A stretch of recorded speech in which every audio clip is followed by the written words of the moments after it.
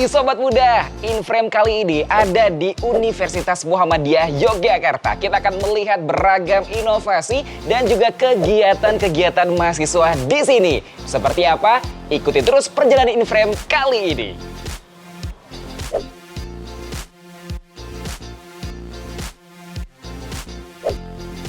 Saat ini telah tersedia banyak pilihan bagi mahasiswa untuk menyalurkan minatnya, tak terkecuali di bidang olahraga. Kali ini kita akan berkenalan dengan UKM Karate UMY. Dalam organisasi ini, mahasiswa dapat menyalurkan minat dan bakat kegiatan bela diri modern yang berakar dari bela diri seni Jepang. Manfaat dari karate yang menurut saya itu kita bisa menjaga diri kita sendiri dari orang-orang yang bahaya atau yang jahil. Dan yang kedua, kita juga dapat manfaat dari olahraganya sendiri. Kita dapat keringatnya, latihan ototnya juga seperti itu.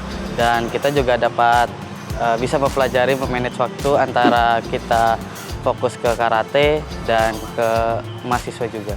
Dari yang saya rasakan manfaat dari sebagai mahasiswa yang berkecimpung di karate ini, mungkin di salah satunya itu kita mendapatkan prestasi di kampus. Lalu juga kita bisa mengajukan beasiswa juga ketika kita menang. Lalu ketika ada beasiswa jalur prestasi, kita juga bisa ikut lewat sana. Wih, ini banyak ayam Sobat Muda. Langsung aja yuk kita ngobrol bersama dengan Mas Mufti dari Innofarm. Ya. Mas, ini boleh diceritakan dulu, Innofarm ini apa? Jadi Innofarm itu salah satu startup di bawah UMY yang bergerak di bidang pertanian terpadu. Ada pertanian hidroponik, ada peternakan ayam KUB, kemudian ada ikan nila juga. Oke, ini termasuk salah satunya ya? Iya, betul. Kemudian? Di bawahnya ini ada maggot, kita manfaatkan yang namanya maggot sebagai biokonversi dari kotoran ayam yang nantinya baunya sudah tidak ada lagi. Seperti yang kita rasakan sekarang udah nggak ada bau ayam lagi. Bener, biasanya kan kalau peternakan ayam ini jauh dari pemukiman ya. Iya, benar supaya limbah baunya itu tidak ke masyarakat, tidak mengganggu masyarakat. Dengan memanfaatkan maggot ini. Iya, betul. Oke, ini salah satu inovasi dari teman-teman Innofarm. Iya, benar. Dari salah satu inovasi yang dibawakan oleh Innofarm itu, yaitu manfaatkan dari si maggot itu sendiri. Oke, sulit nggak sih Mas nyari maggotnya kayak gini? Kebetulan maggot ini sebenarnya udah banyak dibudidayakan gitu. Nggak hanya di Jogja, di Indonesia juga ada banyak. Jadi kita bisa beli telurnya atau maggotnya dari pembudidaya maggot. Kemudian ya udah kita aplikasikan langsung ke peternakan ayam yang kita punya gitu. Jadi cenderung sudah mudah sekarang, bahkan di e-commerce juga ada. Sudah ada kayak Betul. gitu ya. Mas, dari Innofarm sendiri terbentuk awalnya itu seperti apa? Jadi awal terbentuknya itu sebelum saya bergabung ada dua teman saya ikut kompetisi kewirausahaan. Nah, di bawah Kementerian Pendidikan waktu itu. Jadi kompetisi kewirausasaaan, dan seberjalannya kompetisi itu kita bentuklah yang namanya Innofarm ini, dan juga kita berkonsultasi terus ke yang namanya SEBI, inkubator startup yang ada di UMY. Kemudian kita bentuk Innofarm. Setelah itu ya berjalan hingga sekarang gitu. Jadi kita bentuk ada 3, saya sebagai CMO, Mas Basit sebagai CEO, kemudian Mas Firman sebagai COO. Wih, ada bagian dan job desk-nya masing-masing. Betul. Bermula dari kewirausahaan. Betul, ya. Tapi ini udah diaplikasikan kewirausahaannya? Sudah. Dalam produknya apa aja? Kalau dari peternakan sendiri kita ada ayam sehat KUB non vaksin. Wow. Kemudian dari pertaniannya kita ada selada hidroponik yang non pestisida kimia gitu. Jadi kita tidak menggunakan pestisida kimia sama sekali. Kemudian ada ikan nila segar gitu. Oke, ada sayurnya, ada ayam, Betul. ada ikan juga. Ya. Ini sudah dijual ke masyarakat kah? Kebetulan kita menjualnya ke mitra gitu. Jadi ke mitra. masyarakat sekitar pun yang mau beli kita persilahkan. Wih. Khususnya yang paling laris selada. Paling laris selada. Iya, apalagi tahun baru paling laris selada. Benar ini. Kalau Innofarm ini kan berarti core-nya di kewirausahaan gitu ya? Iya, betul. Ini kenapa memilihnya kok di bidang pertanian gitu? Oke, pertama namanya makhluk hidup itu masih buku pangan segala macam, akhirnya potensinya pasti masih ada.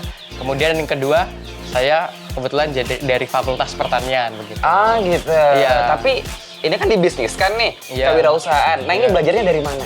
Nah, saya fakultasnya pertanian.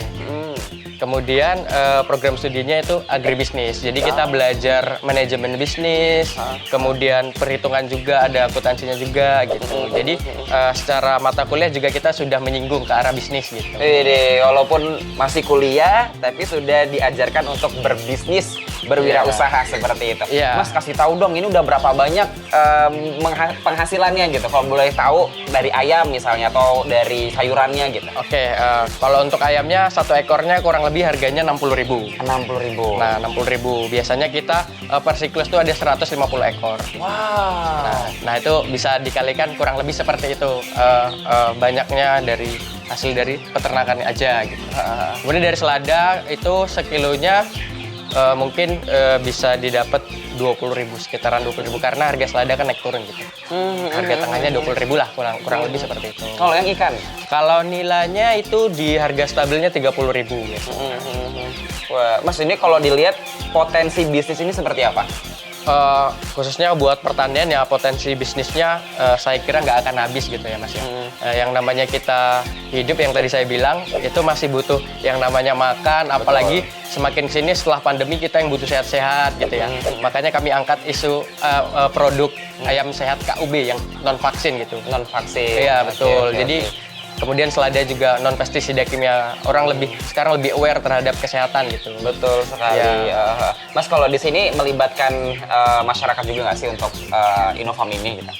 Untuk kedepannya targetnya kita bakal melibatkan masyarakat karena salah satu misinya kita juga melibatkan masyarakat terhadap perubahan di bidang pertanian itu sendiri, yaitu yang namanya Inofarm itu inovasi gitu ya. Iya. Jadi salah satu bentuk inovasinya adalah itu tadi, kita sebisa mungkin mengurangi limbah rumah tangga. Limbah rumah tangga dalam artian itu adalah limbah organik, Mas. Oke. Yang menggunakan maggot tadi gitu. Jadi sekarang produksinya udah alhamdulillah sudah lebih besar, kemudian nanti kita butuh supply sampah organik yang lebih banyak lagi, kemudian kita libatkan masyarakat yang ada di sekitar Inofarm itu sendiri. Untuk Inofarm ini masih di bawah naungan kampus seperti itu?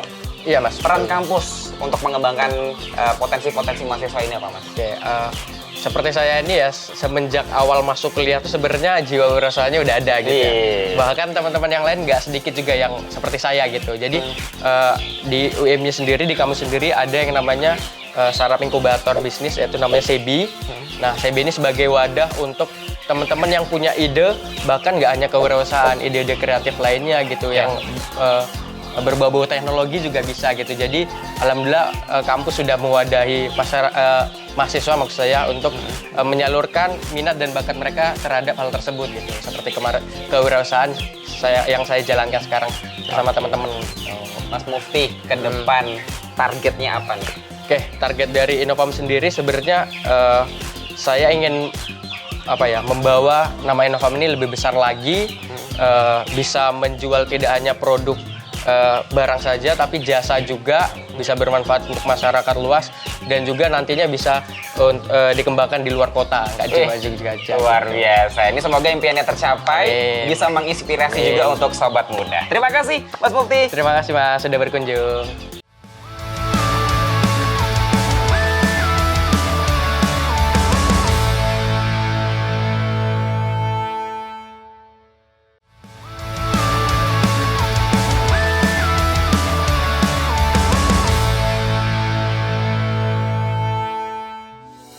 MRC UMY ini berkaitan dengan robotik sobat muda. Langsung saja kita ngobrol bersama dengan Mas Iksan. Wah, Mas Iksan, ini robotnya keren banget. Tapi jelasin dulu, MRC UMY itu apa, Mas? Jadi MRC UMY itu salah satu UKM robotika di Universitas Muhammadiyah Yogyakarta yang di dalamnya itu berkecimpung di dunia robotika. Wih, ini ada bagian-bagiannya nggak tuh robotiknya? Kalau di MRC sendiri itu terbagi berdasarkan kompetisi. Nah, untuk yang saat ini itu kompetisi robot Indonesia Hmm, tingkat nasional. Itu terbagi ada katanya ini yang robot A, B, C itu robot apa aja tuh? Sebenarnya kalau KRI itu ada banyak, tapi untuk MRC sendiri itu ada ikut 3 cabang divisi. Ada 3. Ada 3. Nah, yang ini itu kontes robot SAR Indonesia, yang sebelumnya namanya kontes robot pemadam api Indonesia. Oke. Selain Kemudian itu, ada kontes robot tematik Indonesia dan kontes robot sepak bola Indonesia. waduh, Mas udah berapa lama sih ikut robotik gini? Kalau saya sendiri dari semester 1. Semester 1. Kenapa kok suka dengan dunia robotik? Karena saya suka bereksperimen dan suka bekerja di lab gitu. Wih, suka merangkai-rangkai Iya, ya. betul. Oke, Mas, fungsinya untuk merakit robotik sendiri ini untuk apa sih, Mas? Manfaatnya gitu untuk orang-orang yang mungkin belum tahu nih robotik ternyata punya manfaat lebih selain untuk menciptakan atau membantu suatu pekerjaan gitu. Manfaat lain apa? Apa ya? Mungkin seperti yang Mas bilang tadi untuk membantu pekerjaan. Mungkin kalau untuk saya sendiri itu untuk mengasah critical thinking. Oke, biar lebih teliti Ya, lagi betul. gitu ya. Nah, untuk yang satu ini bisa dijelaskan. Ini robotnya kok agak banyak gitu kakinya nih. Ada 1, 2, 3, 4, 5, 6. 6, ada 6. Ada 6 kaki. Ini robot apa, Mas? Ini robot SAR Indonesia. Jadi robot ini emang didesain untuk memiliki topologi berkaki, di mana dia nanti akan menyelamatkan calon korban yang ada di sana. Itu Wih, yang ada warna calon korban. Calon korban namanya. Korbannya di sana. Heeh. Jadi arena ini itu direpresentasikan sebagai arena tempat pasca gempa begitu. Makanya di sana ada jalan pecah, kemudian ada rintangan dan segala macamnya. Oke, berarti ini ibaratnya simulasinya. Iya, betul. Wah, keren banget sobat muda. Tapi ini memang semua standarnya seperti ini. Iya, udah. Oke, ada rintangan-rintangannya kayak gitu. Iya. Mas, kalau untuk bikin robot kayak gini ini memerlukan waktu berapa lama sih? Sebenarnya untuk secara teknis, maksudnya mekanisnya itu 2 bulan cukup. Cuman yang bikin lama biasanya programnya, Mas. Programnya. Karena perlu trial dan error dan segala macamnya gitu. Ada berapa kali tes, ada berapa kali uji untuk bisa robot ini berfungsi? Berkali-kali sih, Mas. Nggak Berkali-kali, kehitung. ratusan. Iya, Timnya ada berapa, Mas, kalau untuk yang ini? Masnya bikin sendiri kah atau beberapa orang? Ini ada 6 orang dalam satu tim. Ada 6 orang dalam satu tim. Iya. Itu terbagi-bagi lagi nggak? Atau Ya, kalau di tim sendiri itu ada beberapa job desk-nya sendiri. Ada yang bagian elektrik, mekanik, dan program. Oke, Mas Ihsan bagian Program. programnya. Berarti ibaratnya tuh ya kecerdasannya itu ya. Oke, tapi nanti sampai akhirnya bisa memadamkan Iya. api. Oh, kalau seperti kayak yang saya bilang tadi, untuk sekarang itu namanya berubah jadi kontes robot SAR Indonesia. Oh. Jadi dia fokusnya ke penyelamatan korban. Untuk Penyelamatan pemadam apinya korban. sudah tahun ini itu dihilangkan. Oke, Ya, berarti ada korban itu diselamatkan. Dipindahkan ke zona aman. Dipindahkan ke zona aman. Ini zona yang tidak aman, ini zona yang aman. Enggak. Jadi nanti ada korban di posisi tertentu, dipindahkan ke zona aman yang ada tandanya karpet abu-abu ada di sana. Oke, Mas, cara mengendalikan ini gimana sih? Apakah harus menggunakan remote atau mengikuti medannya? Kalau robot ini sendiri itu otonomus. Jadi dia bisa berjalan sendiri sesuai yang kita program. Nggak perlu dikendalikan menggunakan remote. Wow, keren banget. Ini nih bisa jadi diaplikasikan ke tempat yang lebih nyata gitu ya. Gitu. Oke. Mas, udah berapa banyak ikut kompetisi? Mungkin sekitar 5 kali. Udah 5 kali. Mas, kalau mau ikut robotik kayak gini nih, harus di jurusan teknik kah atau jurusan yang boleh yang lain gitu? Nggak harus sih, soalnya di MRC itu job desk-nya nggak melulu tentang teknik. Nanti ada bagian media, ada yang bagian administratif gitu. Jadi Oke. karena di robot ini biasanya lombanya nggak sekedar bikin robot, tapi ada proposal segala macamnya. Oh iya, ada proposal dulu, ada administrasinya, Iya, presentasi terlebih Iya. dahulu, terus rencananya mau Iya. bikin apa dan bagaimana seperti itu ya. Oke, Mas, manfaat untuk mengikuti kegiatan UKM itu apa sih bagi Mas Ihsan? Kalau bagi saya apa ya? Karena menurut saya ilmu itu nggak cuma didapat di perkuliahan. Jadi kita perlu ikut UKM supaya meningkatkan hard skill lain yang kiranya menunjang masa depan kita. Wede, Mas, ini udah berapa banyak robot yang dibikin dari Mas Ihsan? Kalau selama saya ikut UKM ini baru 2. Baru 2. Robot yang pertama? Lagi di lab. Lagi di lab. Oke, itu tentang apa tuh robotnya? Masih sama, soalnya Saya kan di divisi robot pemadam api, jadi emang tiap tahun itu lombanya pemadam api. Tantangannya ketika bikin program, ini kan Mas bagian programnya nih, ibarat kan bagian dari otak dari robot tersebut gitu ya. Itu apa Mas tantangannya atau kesulitannya? Kesulitannya itu tergantung rule tiap tahunnya, karena untuk tiap tahun itu arenanya berubah-ubah. Oke. Iya. Arenanya berubah-berubah, medannya juga berubah-berubah seperti itu, sehingga itu menjadi tantangan tersendiri kayak gitu. Perlu berapa lama Mas untuk mempelajari suatu program dari mulai diberikan tantangan nih kayak gitu sampai akhirnya bisa program ini diaplikasikan ke robot? Mungkin sekitar 3 bulan dari awal rule dari lomba itu keluar. Kayak ini rule-nya kemarin keluar di bulan Januari. Baru dibikin program sekarang. Baru program sekarang Januari, kurang lebih 3 bulan ya. Nah, kalau untuk harapan nih Mas, harapan untuk robotik di Indonesia dari Mas Ihsan apa? Harapan saya sih semoga mahasiswa Indonesia itu bisa meningkatkan pengetahuannya tentang robotika supaya nanti bisa bersaing ke tingkat dunia, karena menurut saya sekarang itu di Indonesia teknologi robotik ini masih kurang gitu. Oke, jadi semakin berkembang, termasuk juga mahasiswa yang ada di Indonesia bisa mengembangkan robotik sebagai hard skill-nya ya, tidak hanya soft skill saja. Terima kasih Mas Ihsan udah bergabung bersama Inframe. Saya mau nyobain ini robotnya.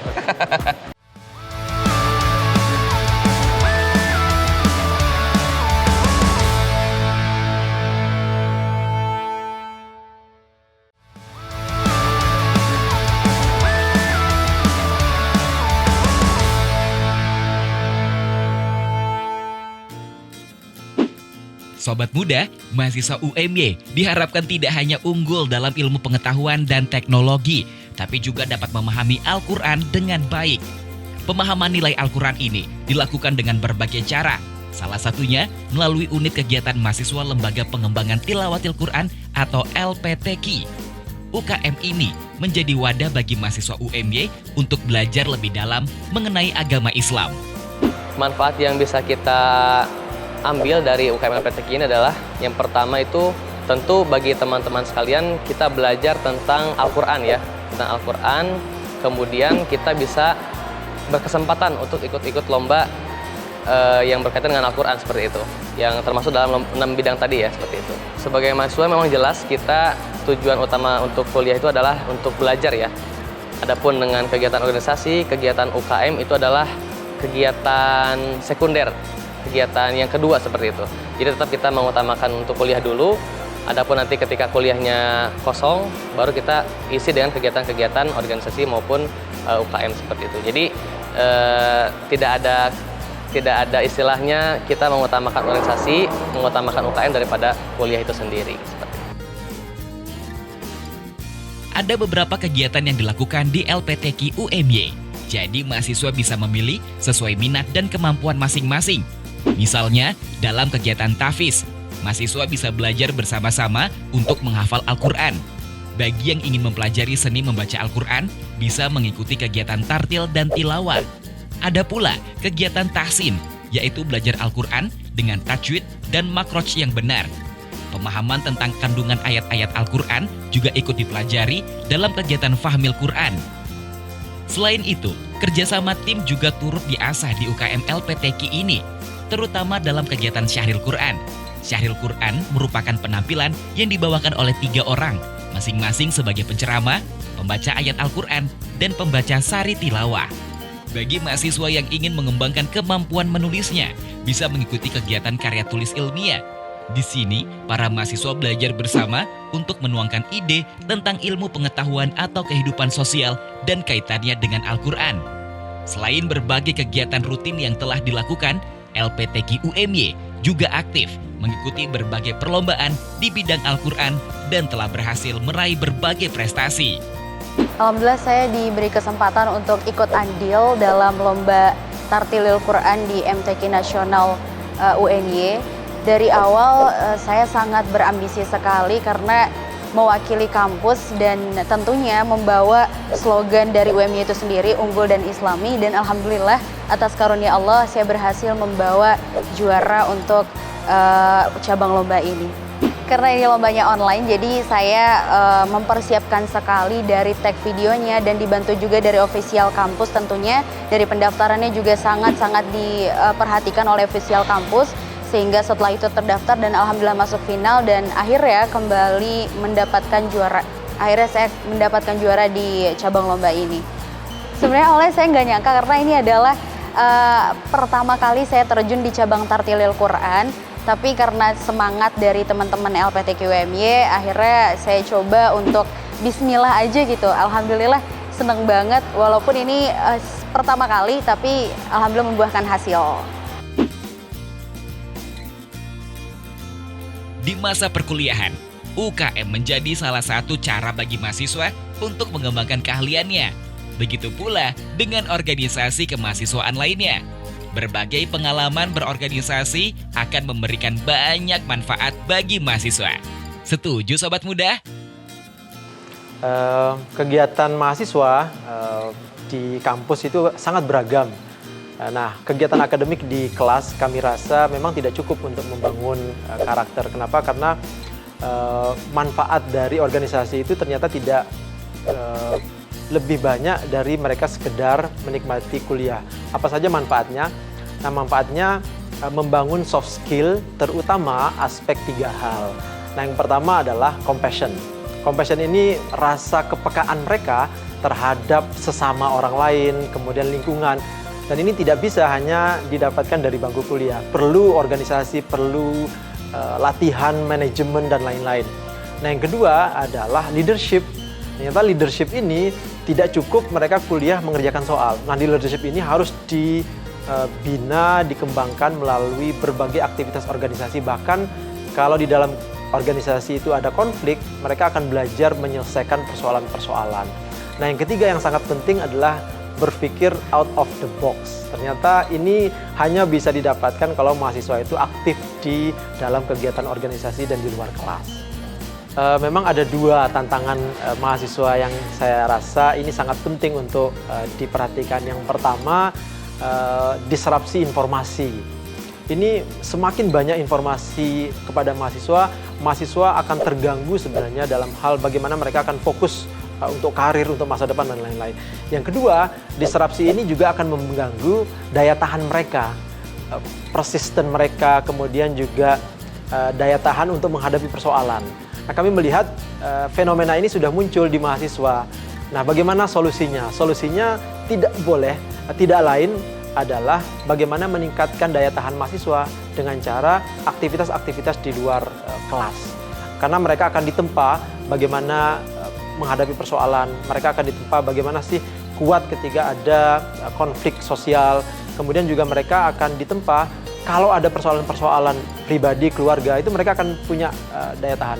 Dan yang terakhir, mereka akan juga ditempa berpikir kreatif. Nah, dalam begitu banyak misinformasi, kemudian begitu banyak persoalan-persoalan yang mereka hadapi, mereka akan punya kesempatan untuk berpikir out of the box. Nah, dengan itulah mereka akan survive di dunia kerja, akan survive dalam memimpin organisasi dan di dunia pekerjaan.